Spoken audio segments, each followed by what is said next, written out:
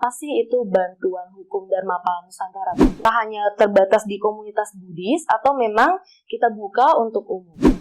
Pasal 338 pembunuhan. Jelas bersalah orang itu, kenapa ada pembelanya, kenapa ada pengacaranya ya? Nah, akhirnya kita laporkan dan akhirnya orang itu dihukum. Akhirnya saat ini sudah ada bantuan hukum Dharma Pala Nusantara. Audio Jungle.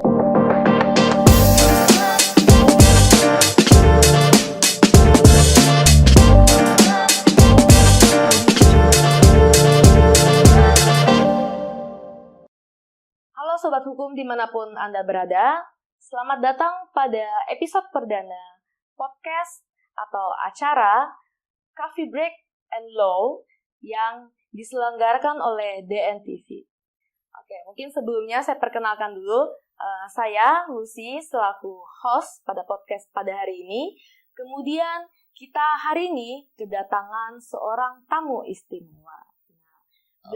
Iya, silakan disapa dulu. Halo Sobat Hukum dimanapun berada, Ya. salam sehat dan salam penegakan hukum. Oke. Nah, tamu kita hari ini adalah Ketua Bantuan Hukum Dharma Pala Nusantara, betul ya Bang ya? Betul. Nah, Abang ini biasa kita kalau bahasa kerennya panggilnya Bang Ferde. Iya. Kalau nama aslinya Ferdian. Ya, Bang Ferdian. Cuma bahasa kerennya kita panggilnya Bang Ferde.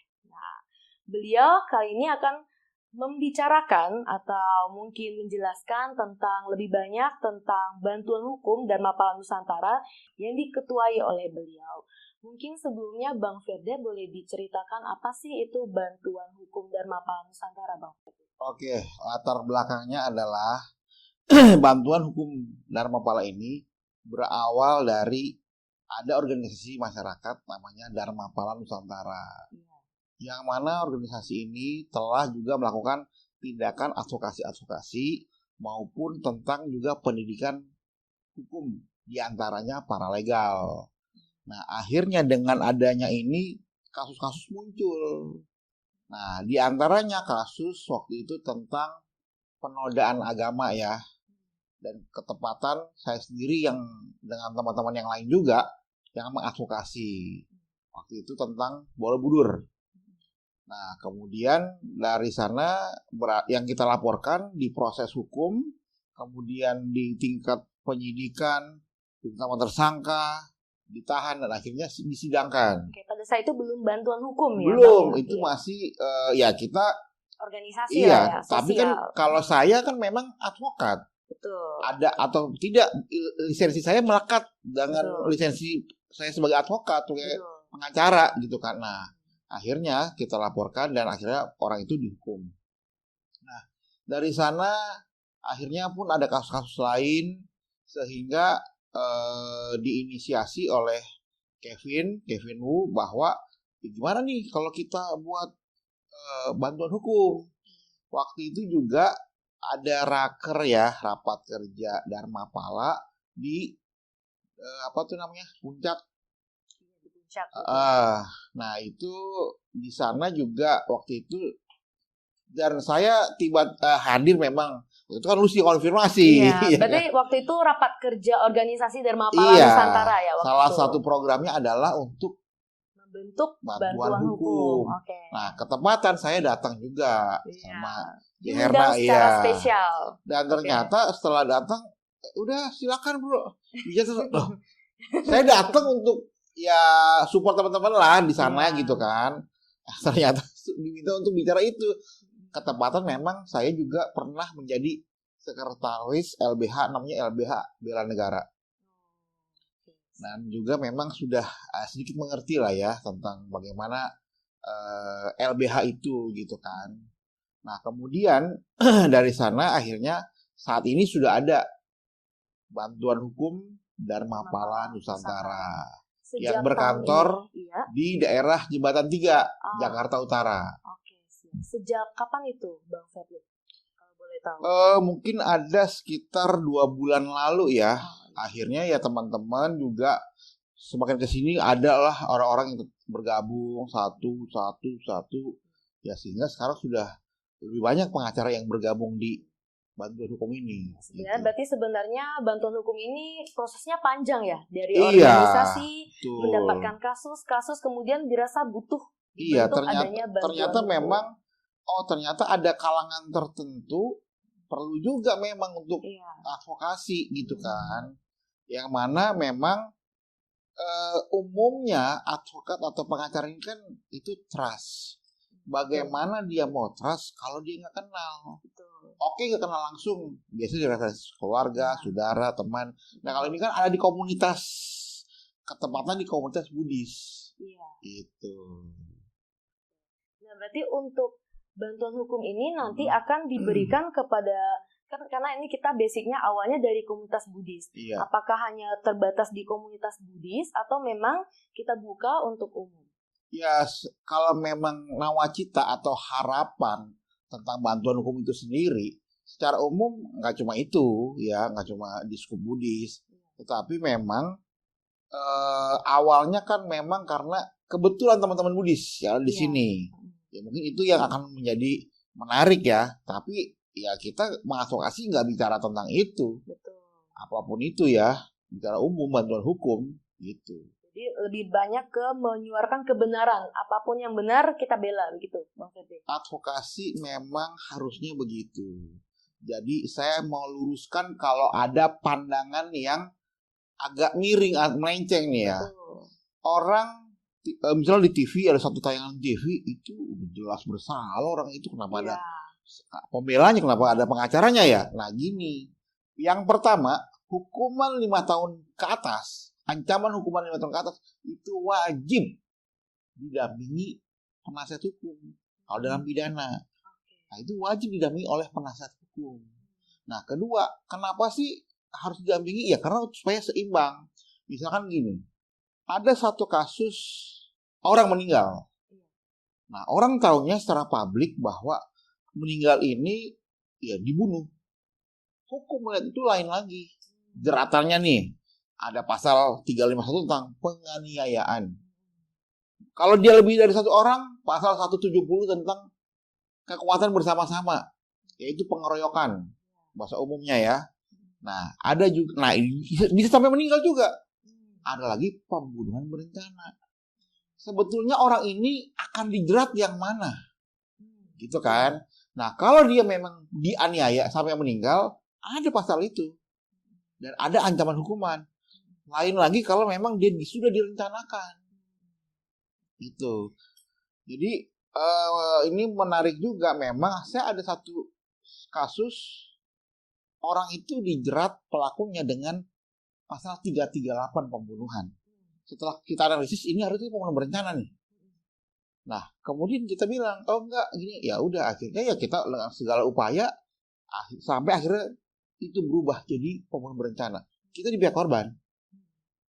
Dan itu sudah sekian tahun nggak ketemu, akhirnya ketemu siapa pelakunya.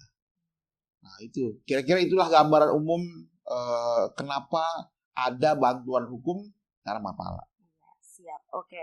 Nah berarti untuk visi dan misi ke depannya itu Bang Firdi, ke depannya apa sih yang ingin dicapai oleh bantuan hukum Dharma Pala Nusantara ini Bang? Secara filosofis, ada di situ kan simbolnya adalah rupang atau patung Gupala. Gupala itu adalah penjaga dharma. Ya, jadi ya kita menjaga ajaran. Nah, memang kemudian di bawahnya ada pijakan. Nah, pijakan inilah di sini kita tidak bicara tentang aliran-aliran tertentu. Jadi ya udah kita advokasi. Ya kalau memang dia yang datang, ya udah itulah mungkin kita ada SOP dan segala macam itu yang nanti kita telaah gitu kan. Tapi kita tidak terbatas sampai di situ. Nah kemudian bagaimana tujuannya adalah yang pertama memang ya sengaja atau tidak, suka atau tidak itu memang lahir karena teman-teman aktivis Buddhis.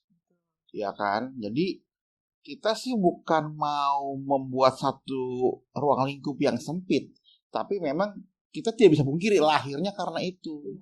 Nah ketika bicara Buddhisnya sendiri, dan kita nggak bicara tentang aliran di dalamnya, ya advokasi secara umum. Oh ini ada yang mazhab A, aliran B, ya kita majelis lain-lain. Ya kita nggak bicara itu. Kita bicara umum.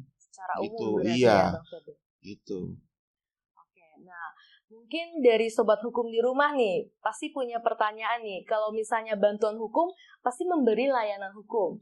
Nah untuk bantuan hukum Dharma Pala Nusantara apakah mungkin memberikan tarif kepada mungkin sobat hukum di rumah yang tiba-tiba tertarik atau memiliki masalah hukum ingin menghubungi Bang Ferdi nih? Kira-kira pasti mereka pengen tahu dong.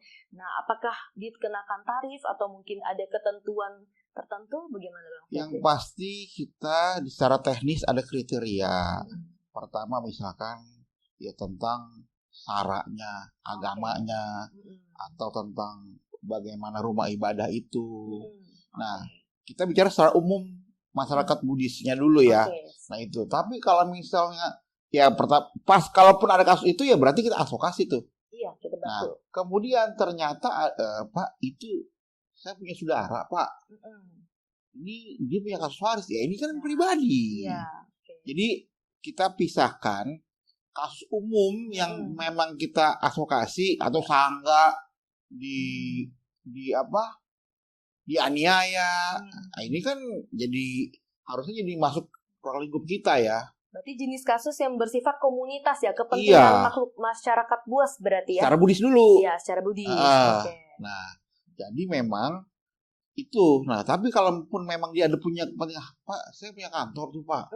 Ada masalah hukum, ya ini kan pribadi. Oke.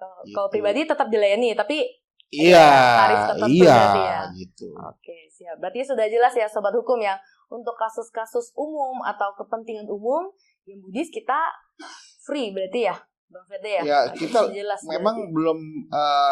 belum memastikan itu sih. Iya. Masih dalam penggodokan dulu ini gimana nih. Kita pasti tetap advokasi. Cuma itu gimana? Iya, Ya, memang tidak menutup kemungkinan kalau kita kan perlu mungkin ada biaya-biaya di luar operasional dan lain itu betul. dia sih itu. Karena memang di tempat lain memang ya kita kalau ya profesional, tapi di sini kita kan ya dengan semangat yang sama gitu kan. Gitu. Jadi untuk kepentingan komunitasnya kita lebih banyak ke bersifat sosial. Iya. Tapi kalau untuk kepentingan pribadi kita berlaku seperti profesional, gitu ya Bang Ferdi ya. Berarti supaya jelas nih batasnya. Jadi sobat hukum di rumah bisa tahu nih kalau misalnya mau melaporkan ada kasus dan lain-lain, kalau misalnya mau menghubungi bantuan hukum Dharma Pala sudah jelas apa yang harus disiapkan dan lain-lain, begitu ya Bang Ferdi ya.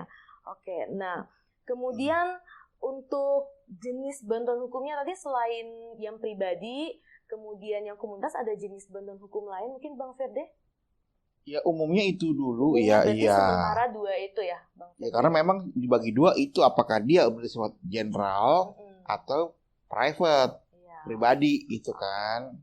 Nah ini sebenarnya sesuatu yang menarik dan baru ya dalam komunitas, terutama komunitas Buddhis. Jadi ini merupakan pertama kali ya berarti ya, adalah lembaga hukum pertama, bantuan hukum pertama. Kalau itu saya belum melakukan penelitian nih, apakah betul. dulu pernah ada. Tapi memang informasi yang saya dapat dulu pernah ada, tapi nggak eksis.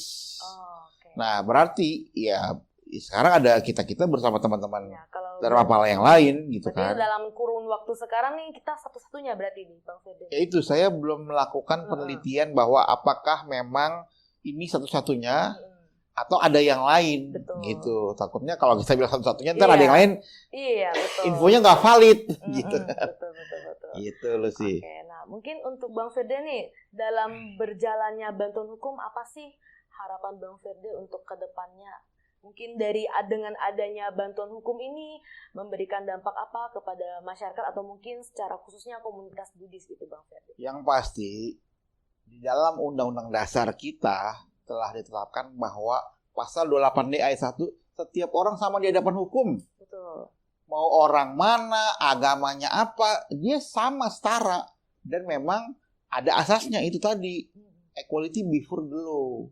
Jadi memang kita nggak perlu khawatir dengan hal-hal yang lain. Jangan karena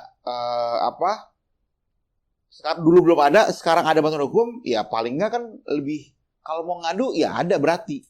Ada orang hukumnya, ada orang yang ngerti hukum, yang paham untuk bagaimana praktek hukum, bagaimana mengimplementasi.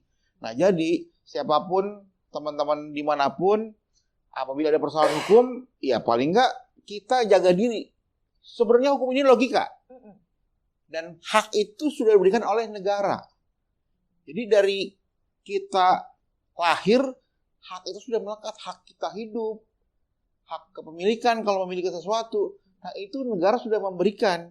Jadi ya jangan takut, memang hukum sudah diatur. Kalau memang ada pelanggaran, ya bisa upaya hukum.